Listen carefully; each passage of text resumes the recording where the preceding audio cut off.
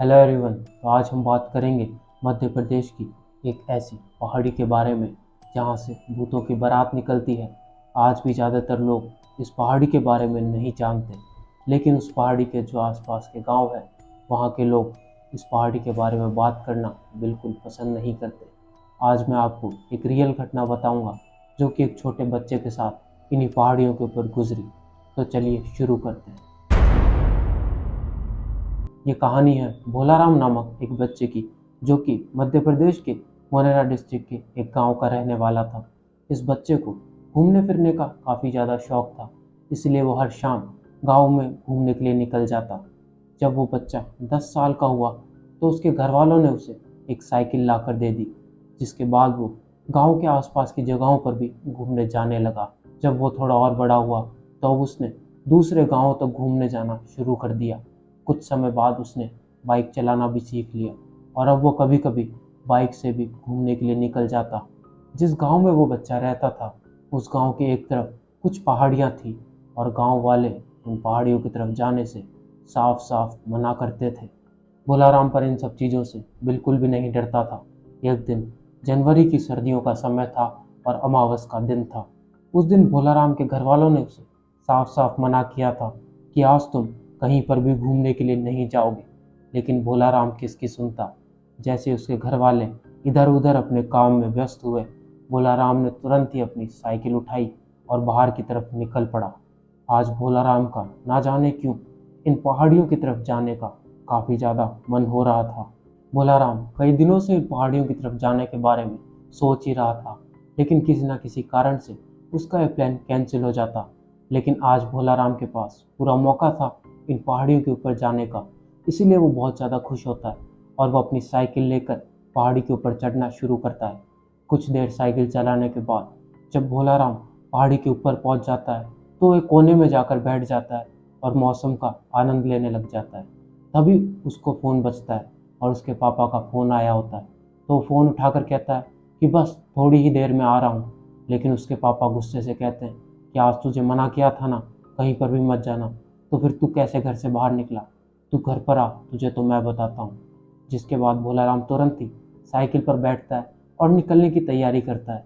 लेकिन ना जाने क्यों भोलाराम का कुछ देर और वहीं पर रुकने का मन करता है। जिसके बाद भोलाराम फिर से उन पहाड़ियों के उस पत्थर पर बैठ जाता है और मौसम का आनंद लेने लगता है। कुछ देर बाद अंधेरा होने लगता है और अब भोलाराम अपनी साइकिल लेके पहाड़ी से नीचे उतरना शुरू करता है। कुछ देर नीचे उतरने के बाद उसे ऐसा लगता है जैसे उसके पीछे से कोई निकल रहा है। तो फिर भोलाराम रुक जाता है और पीछे देखने लगता है।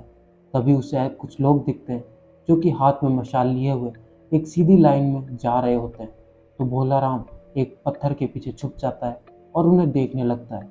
जब वो लोग भोलाराम के एकदम नज़दीक से निकल रहे होते हैं तो भोलाराम ऐसे सुनता है जैसे कि वो सभी लोग एक साथ एक अलग ही भाषा में कुछ तो बोल रहे हैं। भोलाराम ने इन लोगों को कभी भी अपने गांव में नहीं देखा था। तो भोलाराम सोचता है कि क्यों ना इनको रोक कर पूछा जाए कि कौन है ये लोग। तभी भोलाराम जोर से आवाज़ देता है, अरे भाई, कौन हो तुम लोग? तभी वो सभी लोग एक साथ रुक जाते हैं और पीछे मुड़कर भोलाराम की तरफ देखने लगते हैं। अभी वो मन ही मन कुछ तो बोले ही जा रहे थे। तो भोलाराम उनसे फिर से पूछता है, अरे जवाब तो दो, कौन हो तुम लोग? तो उनमें जो सबसे पीछे खड़ा होता है वो भोलाराम की तरफ देखते हुए बोलता है कि अरे बेटा भोलाराम, हमसे सवाल करने की जगह अच्छा होगा कि तुम घर की तरफ निकल जाओ। तुम्हारे पिताजी बहुत ही गुस्से में तुम्हारा इंतज़ार कर रहे हैं। ये सुनते ही भोलाराम हैरान हो जाता है कि इनको मेरा नाम कैसे पता। तो भोलाराम उसे कहता है कि तुम्हें मेरा नाम कैसे पता? क्या तुम मुझे पहले से जानते हो? जितने में सभी लोग ज़ोर ज़ोर से हंसने लगते हैं और एक साथ अपनी मशाल को फेंक कर भोलाराम की तरफ बढ़ने लगते हैं। ये देखते ही भोलाराम बहुत ज़्यादा डर जाता है और तुरंत ही अपनी साइकिल उठाकर भागने लगता है। लेकिन तभी उसकी साइकिल की चेन उतर जाती है। भोलाराम डर के मारे ज़ोर ज़ोर से रोने लगता है। तभी वो सभी लोग एक साथ बोलते हैं, अरे इसमें रोने वाली क्या बात है? तुम्हें घर ही तो जाना है। हमारे साथ इस बारात में शामिल हो जाओ। हम जाते समय तुम्हें तुम्हारे घर पर छोड़ देंगे। आ जाओ भोलाराम। तो भोलाराम उनकी आंखों में देखता है। तभी वो गौर से ये चीज़ देखता है कि उनकी आंखों से खून के आंसू आ रहे होते हैं। इसे देखते ही भोलाराम सब कुछ छोड़ छाड़ के तुरंत भागना शुरू करता है। वो अपनी साइकिल को भी वहीं छोड़ देता है और गिरते पड़ते कैसे भी अपने घर पहुंचता है। जैसे ही भोलाराम घर पहुंचता है तो उसके दादाजी उसे साइड में ले जाते हैं और पूछते हैं, क्या हुआ उस पहाड़ी के ऊपर? तुम्हें मना किया था ना कि उस साइड कभी मत जाना। तो भोलाराम उन्हें पूरी बात बताता है, जिसके बाद उसके दादाजी उसे कहते हैं कि हर अमावस की रात को इस पहाड़ी से भूतों की बारात निकलती है। भोलाराम उनसे पूछता है कि ऐसा क्यों होता है।